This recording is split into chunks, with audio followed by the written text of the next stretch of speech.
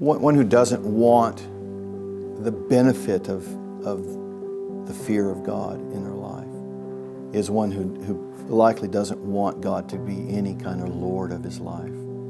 This person doesn't want the fear of God because the fear of God hinders them or keeps them away from doing what they want to do. They begin to, the warning signs for them, they're not going to see these things right away, but they're going to begin to separate themselves from the local church. They're going to separate themselves from other believers who are going to help them and pray for them. They're going to separate themselves from a position of being in a position to repent of their sins. So they alienate themselves from all the good things, the right things, the beneficial things. The fear of God they remove themselves from, and they replace that with all of the things of the world that are going to acknowledge they're going to beef up and increase their craving for satisfaction of their own selfish desires. They're going to infuse themselves with worldliness. They're going to bring as much of the world into there and surround themselves with other people who think like them and behave like them. There'll still be a level of morality, because they're not going to go so far as to be like someone who's completely debased, because they have at least some background in their life that they are a moral person. But they don't want to be under the fear of God. They don't want to be under the jurisdiction of the law of God. They don't have any delight for it. They don't have any want for it. There's no longing for it at all in their lives. So those kinds of warning signs in their lives, they show up in these ways: alienating, separating themselves, not participating in the things of God, not wanting to read Scripture for themselves.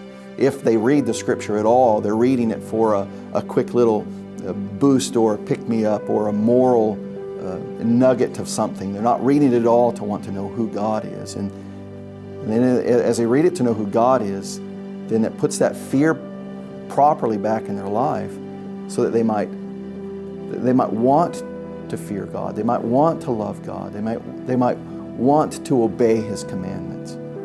So those warning signs, it's like any highway in the country where there's a warning sign: caution, slow down, road construction ahead, and a reduction of speed along the way. You can ignore all those warning signs, and in doing so, you put yourself at danger and you put everyone else who's traveling along in the road with you. Because you're not going to slow down, you're not going to give caution. You put the workers at risk, you put other drivers at risk, you put your family at risk or other passengers in the vehicle at risk with you. So to completely ignore the warning signs that God gives us. So they're there for a reason. They're there for our benefit, so that we might navigate through the difficult passage with greater ease, or with success even, because we acknowledge that they've put those signs there for a reason.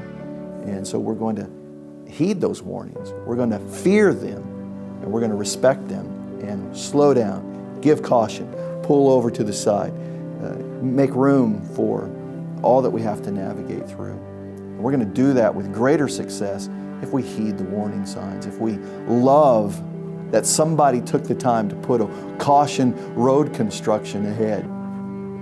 That's a good thing. And an individual who doesn't want that will do everything they can to avoid seeing those signs or heeding those signs or thinking those are signs for other people, not for me.